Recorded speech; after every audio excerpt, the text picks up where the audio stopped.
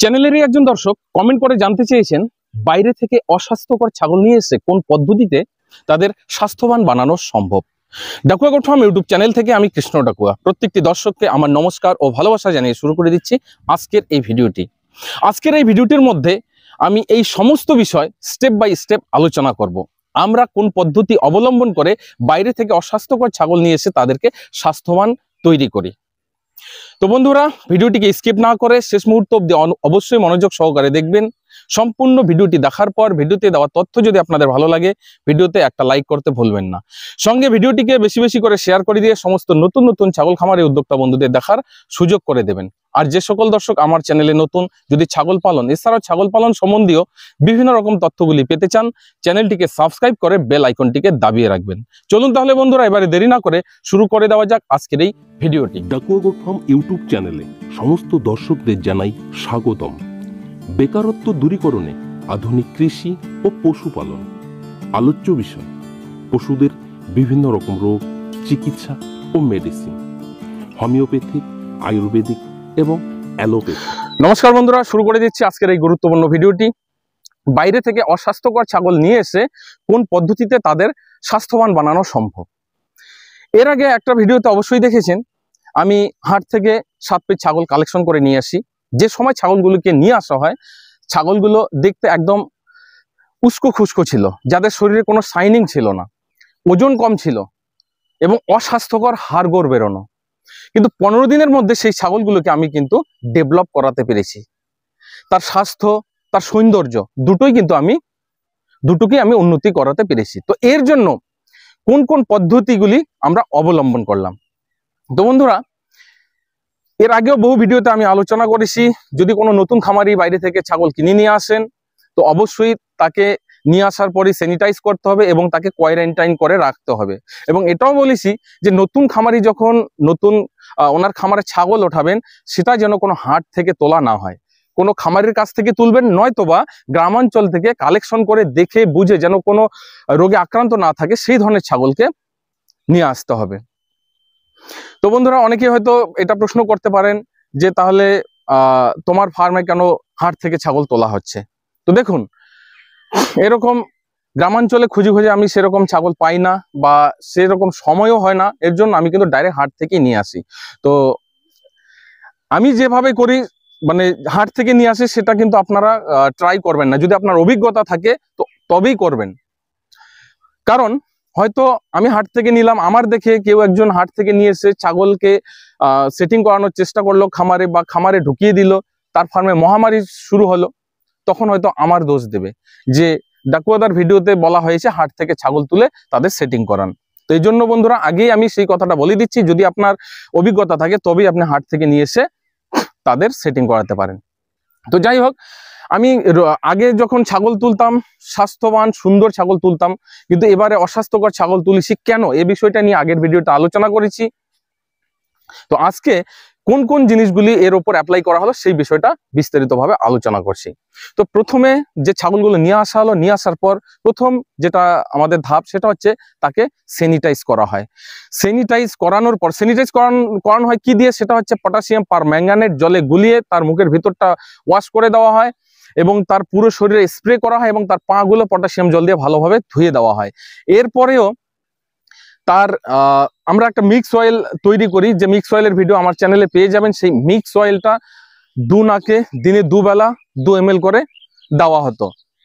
এছাড়াও নিয়ে আসার পর তাদের উপর যে বিষয়গুলো আমরা অ্যাপ্লাই করি, যেমন ঠান্ডা জল না দেওয়া, জলটাকে গরম করে ঠান্ডা করে তার মধ্যে যেমন লিক্সেন পাউডার হোক বা টেট্রাসাইক্লিন পাউডার হোক আপনারা ইউজ করতে পারেন।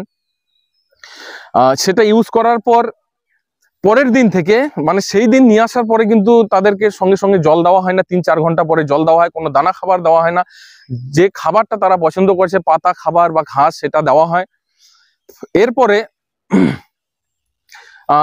সেই দিন থেকে আমরা একটা প্রাথমিক ট্রিটমেন্ট ওদের উপর প্রয়োগ করি, যে ট্রিটমেন্টটা আমরা একটা অ্যান্টি অ্যালার্জি প্রয়োগ করি। অ্যান্টি অ্যালার্জি সেটা আপনারাও দিতে পারেন, যেমন এনিস্টামাইন, এভিল, জিট, ক্লোরিল, যে কোনো একটা 20 কেজি বডি ওয়েটে 1 থেকে 1.5 ml অনুপাতে। এরপরে তারা যেহেতু হাট থেকে আসছে, বিভিন্নভাবে এসছে, কোথা থেকে এসছে হাটে, মানে শরীরে একটা স্ট্রেস থাকে বা বিভিন্নভাবে গাড়িতে লোডিং আনলোডিং হওয়ার কারণে শরীরে এক ধরনের ইনফ্লামেশন হয়, সেটাকে কমানোর জন্য আমরা যেমন ম্যালোক্সিকাম অ্যান্ড প্যারাসিটামল ইউজ করেছি, সেক্ষেত্রে আমরা লক ইনজেকশনটি ইউজ করেছি, সেটা হচ্ছে 1.5 থেকে 2 ml অনুপাতে। এরপরেও তাকে একটা অ্যান্টিবায়োটিক প্রয়োগ করা হয়, যে অ্যান্টিবায়োটিকটা প্রেগনেন্সি সেভ নয়, যেমন স্টেগলিন এলএ বা ইন্টামাইসিন এলএ, যার কম্পোজিশন হচ্ছে অক্সি টেট্রাসাইক্লিন লং অ্যাকশন যেটা, সেটা। তবে মনে রাখবেন প্রেগনেন্ট থাকা অবস্থায় প্রয়োগ করা যাবে না। যদি প্রেগনেন্ট থাকে সেক্ষেত্রে আপনারা অ্যামোক্সিরাম ফোর্ড ইউজ করতে পারেন, বাইনোসিন ইউজ করতে পারেন। তো এরপরে যে বিষয়টা সেটা হচ্ছে তার পরের দিন থেকে আমরা লিভার টনিক চালু করি। সকাল এবং সন্ধ্যা 10 ml করে 2 টাইম লিভার টনিক তাদের উপর প্রয়োগ করা হয়।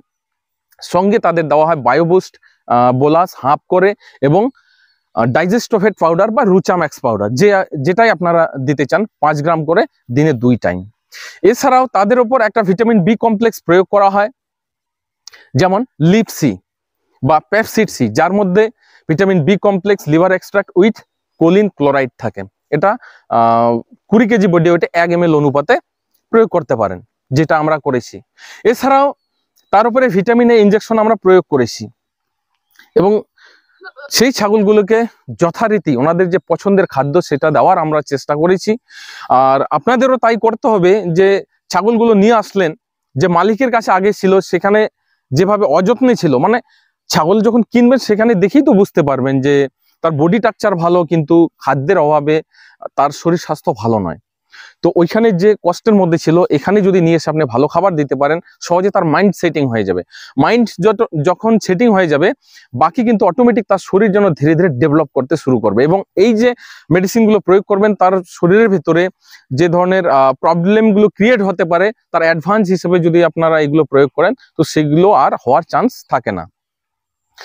এরপরে এই যে ইনজেকশনের ট্রিটমেন্টটা বললাম, 3 দিন করবেন, নয়তোবা 5 দিন করবেন। এরপরে 1 সপ্তাহ রাখার পর, আমরা কিন্তু 1 সপ্তাহ রাখার পর কন্টিনিউ লিভার টনিক চলার পরই 8 নম্বর দিনে আমরা এদেরকে ডিওয়ার্মিং করিয়ে দেই। প্রত্যেককে ডিওয়ার্মিং করানো হয়। ডিওয়ার্মিং করানোর পর তার পরের দিন থেকে আবার লিভার টনিক কন্টিনিউ চলে এবং খাওয়ানো যে মেডিসিনগুলো বলা হয়েছে বায়োবুস্ট এবং রুচাম্যাক্স বা ডাইজেস্টোভেট পাউডার, সেটা কন্টিনিউ রাখা হয়েছে। এর থেকে বেশি কিছু নয়, এই বেসিক জিনিসটাই প্রয়োগ করা হয়েছে। কিন্তু আমরা যে জিনিসটা সবচেয়ে বেশি যে জিনিসটার উপর ফোকাস রেখেছি সেটা হচ্ছে কি, তার খাদ্য। আগে যেখানে ছিল হয়তো তারা জীবনে কোনোদিন দানা খাদ্য পায়নি, কিন্তু এখানে নিয়ে আসার পর তাদেরকে দানা খাদ্যটা আমরা অভ্যাস করাই এবং কয়েকদিনের মধ্যে তারা অভ্যস্ত হয়ে যায় এবং কন্টিনিউ সেই খাবারটা খেতে থাকে, সঙ্গে পর্যাপ্ত মাত্রায় ঘাস। তো এটা দিয়ে আমরা যেটা দেখলাম 15 দিনের মধ্যে কিন্তু তাদের শরীর ডেভেলপ করে নিল, তাদের শরীরের শাইনিং, তার ওয়েট গেইন হলো এবং ওই কয়েকদিনের মধ্যেই কিন্তু ছাগল হেঁটেও চলে এসছে। তো বন্ধুরা, আমি কি বলেছি যে যদি আপনারা নিয়ে আসেন অবশ্যই তাদের 1 মাস অবধি কোয়ারেন্টাইন করবেন। তো আমরা সাধারণত 1 মাস কোয়ারেন্টাইন করি না, তো আপনারা অবশ্যই করবেন, যেন কোনো রকমের ঝামেলার মধ্যে পড়তে না হয়। আর যে নতুন ছাগলগুলো নিয়ে আসবেন, আগে যদি আপনার খামারে ছাগল থাকে তাদের সংস্পর্শে যেন না আসে, এইভাবে এতটা দূরত্বে তাদের রাখার চেষ্টা করবেন। এইভাবে যদি আপনারা এই টেকনিকগুলো ফলো করেন আর যদি বুঝতে পারেন, দেখুন শুধু হাড় বেরোনো ছাগল নিয়ে এসেই যে স্বাস্থ্যবান বানাতে পারবেন সেটা নয়, মানে সেটা দেখতে হবে সেটা কি রোগের কারণে। যদি রোগের কারণে কোনো ক্রনিক ডিজিজের কারণে যদি ছাগল অস্বাস্থ্যকর হয়, সেটাকে কিন্তু আয়ত্তে নিয়ে আসা অনেক সময় লাগবে। এই জন্য সেটা আপনাকে বুঝতে হবে যে অস্বাস্থ্যকর ছাগলটা আপনি কিনবেন বা দেখছেন, সেই ছাগলটা অ্যাকচুয়ালি রোগের কারণে হয়েছে এরকম, না খাদ্যের অভাবে হয়েছে। তো এটা দেখুন, অনেকে কমেন্ট করেছেন যে এটা কিভাবে বুঝবো। দেখুন দাদা, এটা বোঝা একমাত্র হচ্ছে আপনার অভিজ্ঞতা। আপনি যে ফার্মিং করতেছেন, আপনার অভিজ্ঞতা আপনাকে এটা বলে দেবে। প্রথম অবস্থায় হয়তো আপনাদের ভুলও হতে পারে যে আপনি 5টা ছাগল নিয়ে আসলেন, তাদের মধ্যে 2টো হয়তো অনাহারের ছাগল নয়, এমনটাও হতে পারে। তো এই জন্য নিয়ে এসে তাদের আপনি আলাদাভাবে যখন রাখবেন, সে সময় বুঝতে পারবেন। মানে এই বিষয়টা আমি কিভাবে উপলব্ধি করতে পেরেছি, এর আগে যেমন আমি স্বাস্থ্যবান ছাগল নিয়ে এসেছিলাম, খুব সুন্দর ছাগল নিয়ে এসেছিলাম, নিয়ে আসার পর তাদের যেটাই দিচ্ছি এটাও খাচ্ছে না, ওটাও খাচ্ছে না, ওটাও খাচ্ছে না, কারণ তার মালিকের বাড়িতে যে খাবার পেয়েছিল হয়তো সেটা আরো ভালো খাবার পেয়েছিল এবং এই জন্যই তারা স্বাস্থ্যবান ছিল। আর এখানে নিয়ে আসার পর আমি যে খাবার দিচ্ছি এটা তাদের পছন্দই হচ্ছে না। মানে তার তো ভালো খাবার ছিলই। আর যে ছাগলটা কিনা ওই মালিকের বাড়িতে মানে ভালো পরিচর্যা পাবে না, ভালো খাদ্য পাবেন, এখানে আসার পর আপনি যাই দেবেন মানে যেন ওরা কোনোদিন খায়নি এরকম ভাবে খাবে। তো এই বিষয়টা দেখে আপনি বুঝতে পারবেন যে না, এই 3টা বা 4টা ছাগল আমার ঠিক আছে, আর বাকি 2টো বা 1টা ছাগল আমার ঠিক নয়। তো সেটাকে আপনি আবার বিক্রি করে দিতে পারেন। এবার যদি বলেন বা আনবো বিক্রি করবো, দেখুন দাদা, ভালো জিনিস তৈরি করতে গেলে, একটা কাজ করতে গেলে অনেক কিছু সমস্যার সম্মুখীন হতে হবে। তো এইটুকু তো সামান্য। তো যাই হোক, আমি যে 7 পিস ছাগল নিয়ে এসেছি, 7 পিসের মধ্যে 6 পিস কিন্তু ভালো ডেভেলপ হয়েছে, আর 1 পিস এখনো সেরকম ভালো ডেভেলপ হয়নি, যার কারণে ওই 1 পিসকে আমরা এখনো বা আজকের মধ্যেও বাইরে রেখে দেবো। বাকি 6 পিসকে ভিতরে ছেড়ে দেওয়া হবে, 1 পিসকে বাইরে রাখা হবে। এটা যখন আরেকটু ডেভেলপ করবে সে সময় এটাকেও ভিতরে ছেড়ে দেওয়া হবে। তো চলুন বন্ধুরা, ছাগলগুলোকে আপনাদেরকে একটু দেখাই। দেখুন বন্ধুরা, এইগুলোই সেই কালেকশন করা ছাগল। এই যে একটা মা ছাগল দেখছেন, এদের বেল্ট লাগিয়ে ট্যাগিং করা হয়েছে। এই যে সামনে আর একটা, তো অবশ্যই আগের ভিডিওতে এই ছাগলগুলোকে দেখেছেন। এখন যেভাবে এদের শরীর চকচক করতেছে, এই যে শাইনিংটা, সেটা কিন্তু যখন আমি নিয়ে আসি সে সময় ছিল না। তো 15 দিনের মধ্যে কিন্তু এই শাইনিংটা চলে এসছে। আর আজকে 20 নম্বর দিন। তো 20 নম্বর দিনে দেখুন এদের হেলথ কতটা ডেভেলপ হয়েছে। তো শুধু এই দুটোই নয়, বাকিগুলোকেও দেখাচ্ছি। ওই যে লাল ছাগলটা দেখুন, একটু জুম করে আপনাদের দেখানোর চেষ্টা করি। দেখুন এদের শরীরের শাইনিং একদম চকচকে। এই যে একটা, দেখলেই বুঝতে পারবেন আগে কেমন ছিল আর এখন কেমন হয়েছে। শরীরের কালার দেখেই কিন্তু আপনারা অবশ্যই বুঝতে পারবেন। তো সাধারণত যে গ্রামাঞ্চলে যেভাবে কষ্ট করে ছিল ছাগলগুলো, এরকম কিন্তু চকচকে বানানো খুবই দুষ্কর হয়ে ওঠে। তো আমাদের এখানে এসে দেখুন, এই যে আমরা যে ফিড, আমাদের যে ঘাস, কাঁচা খাবার, সেটাকে অভ্যস্ত করেছি। আর আমাদের ফার্মে যে কনসেন্ট্রেট ফিড, যেটা আমাদের যে দানা জাতীয় খাদ্য, সেটাও তাদেরকে অভ্যস্ত করিয়েছি। তো এই দেখুন, এই যে ব্রাউন কালারের ছাগলটা, এর স্কিন দেখুন, দেখলেই বুঝতে পারবেন একদম চকচকে হয়ে গেছে।